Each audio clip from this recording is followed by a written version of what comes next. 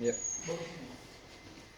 Assalamualaikum warahmatullahi wabarakatuh. Waalaikumsalam warahmatullahi wabarakatuh. Ya, sobat Nira sekalian, saya Refli Harun bersama Edi Edi Mulyadi, Mulyadi. Bang Edi Channel. Walaupun kita tidak tampil di Screen. di screen karena kita orang jelek. Ya, enak aja kita kamu kali. Tapi enggak, ini soal serius ya. Tapi tadi saya bilang ini kok satu perempuan diperebutkan dua pria gimana nih? Ya, enggak. Ini soal serius. Serius soal ya? serius. Oke. Soal serius karena kita mau bicara mengenai siapa menabur angin akan menuai badai. Setuju. Polisi dan politisi sedang berhadapan dengan karmanya atau karma bagi polisi dan politisi. Karma nggak ada dalam Islam, Om. Oh, tapi ini bahasa umum. Sudah menuai buahnya. Oh, oke, menuai badainya. Menuai badainya. Oke, jadi hari ini kita masih menyaksikan hal-hal yang ya sebenarnya bukan sesuatu yang legal gitu ya, tetapi ini adalah kemarahan rakyat yang kita juga harus pahami secara psikologis, sosiologis, secara neuroscience jangan nanti Dr. Tifa akan bilang begitu kan? Bidang dia. Iya, nah, konstitusional ya, juga. dan pusat atau sumber kemarahan itu dua, satu polisi, dua politisi. Nah, saya kasih background dulu, nanti Mas Edi mungkin tambahkan. Kita tahu polisi selama ini seperti menjadi alat rezim yang memunculkan kemarahan-kemarahan, tetapi orang takut, tidak berani menyuarakannya. Mas Edi sudah merasakan itu ya dengan kasus izin buang anak, kemudian Syahganda Nenggolan, Anton Permana, Habib Rizik dan lain sebagainya. Orang akan mengatakan itu kan rezim Jokowi, ya, tetapi juga polisi mengentertain itu semua. Dan yang kedua, para politisi yang memamerkan kemewahan, yang tidak berempati kepada nasib sebagian besar rakyat, which is negara kita masih negara yang miskin. Ya, kita negaranya kaya, sumber daya alam, tapi penduduknya masih miskin. Nah, maka kemudian relevan sekali, siapa menabur angin dia akan menuai badai, karma atau tadi badai bagi polisi dan politisi. Silakan Mas Edi kalau mau menambahkan. Ya, memang saya boleh jujur ya. Kebencian rakyat kepada polisi dan politisi itu sudah mencapai ubun-ubun. Ya, saya sering menonton bersama-sama netizen atau warga yang lainnya, bahkan video-video polisi yang babak belur diakses kemarin. Dan tahu nggak Dok, apa yang diucapkan spontan oleh para penonton video itu? Syukurin loh, syukurin loh. Ini betapa memuncaki, seolah itu menjadi tersalurkan. Nah, sekarang saya ingin banyak pengantar, gimana nih? Sebagai orang yang mudah-mudahan tidak, tapi sedang menjalani apa yang kita sebut dengan kriminalisasi oleh polisi. Oke, silakan Dok, dieksplor lebar-lebar. Pertama-tama ini dalam suasana kita masih sangat berduka cita dengan syuhada Afif Kurniawan ya, yang terpaksa harus kehilangan masa depannya, kehidupannya karena represi, kebiadaban ya, dan rasa yang jauh dari kemanusiaan yang dilakukan dengan terang benderang oleh polisi. Dan karena itulah maka kita bisa katakan bahwa pada hari-hari ini ketika rakyat melawan dengan pembakaran kantor-kantor polisi, itu adalah wujud dari bagaimana rakyat itu selama at least ya kurang lebih 10 tahun ini memendam bara amarah, memendam bara kebencian kepada polisi.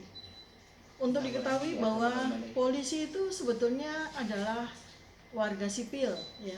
Selama ini rakyat tidak begitu paham bahwa polisi sudah tidak lagi menjadi bagian dari TNI, sudah tidak lagi menjadi bagian dari tentara, tetapi polisi itu adalah warga sipil.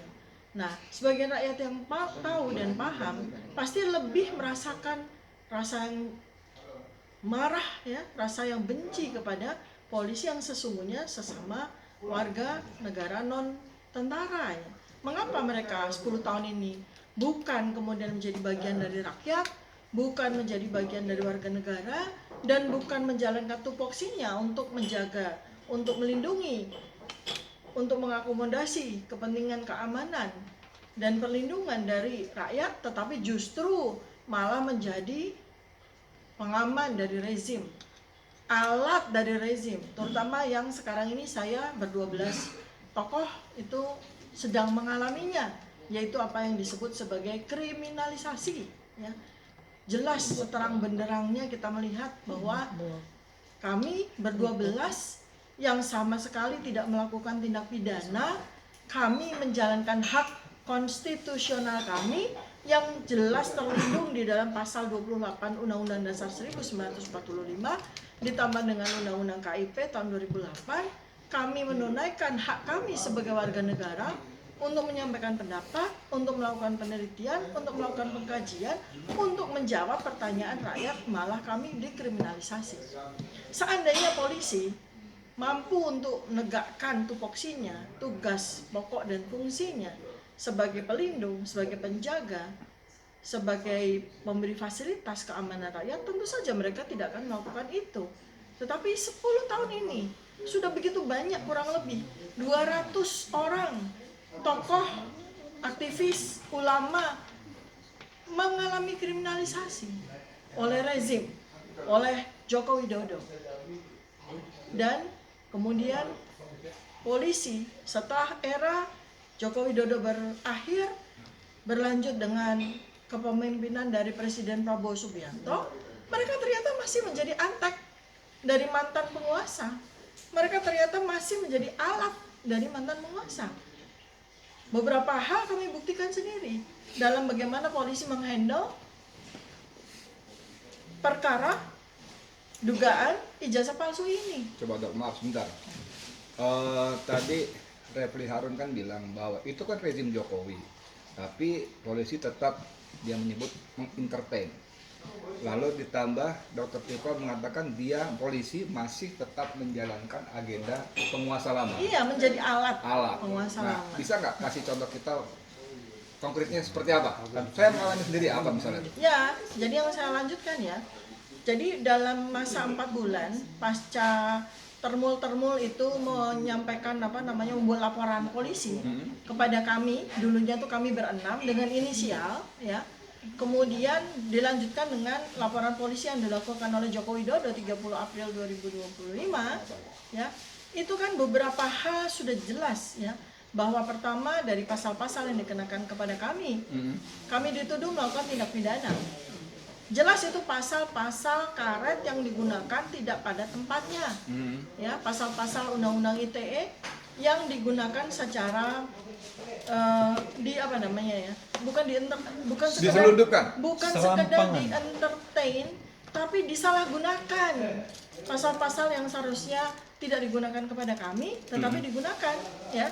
Dan kemudian beberapa waktu yang lalu ketika saya menjadi saksi ahli dari gelar perkara khusus yang dimintakan oleh TPUA, di situ sudah jelas bahwa polisi itu betul-betul berpihak kepada pelapor, tidak memberikan kesempatan kepada kami sebagai saksi ahli dari terlapor untuk menyampaikan secara jelas, secara saintifik, secara ilmiah sesuai dengan kapabilitas kami.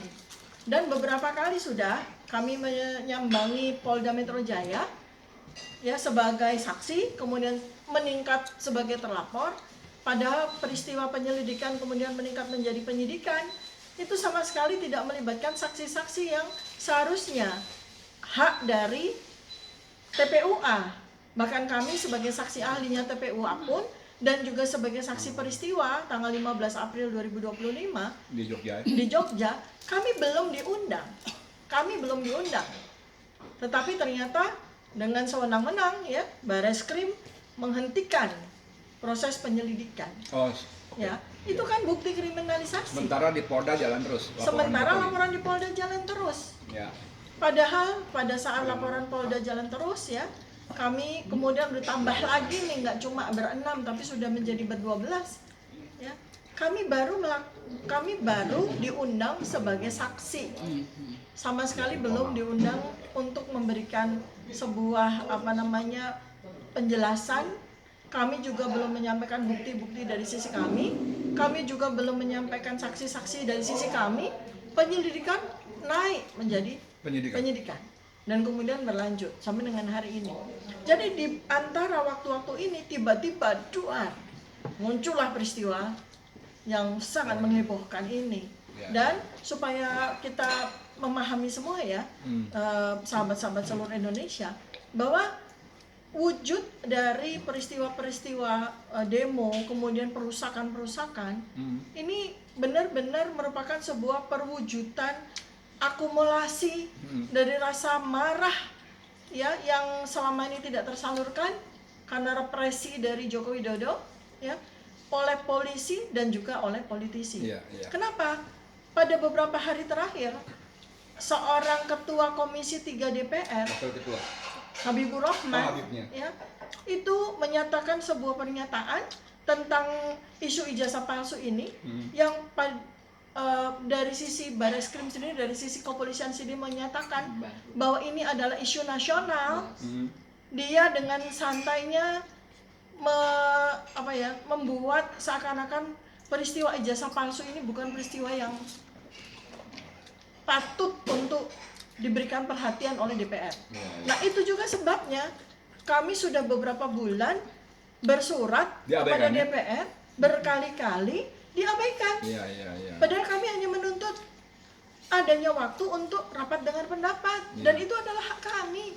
Mereka ini wakil rakyat yang dibiayai oleh uang kami, yang dipilih oleh kami, dan tugas mereka salah satunya adalah menerima rakyat dan mendengar dengan sebuah fasilitas yang namanya rapat dengar pendapat.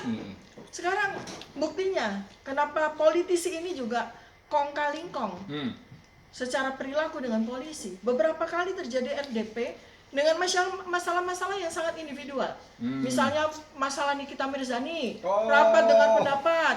Masalah Dr. Reza Gledis, rapat dengar pendapat. Ya ampun, nggak penting banget ya.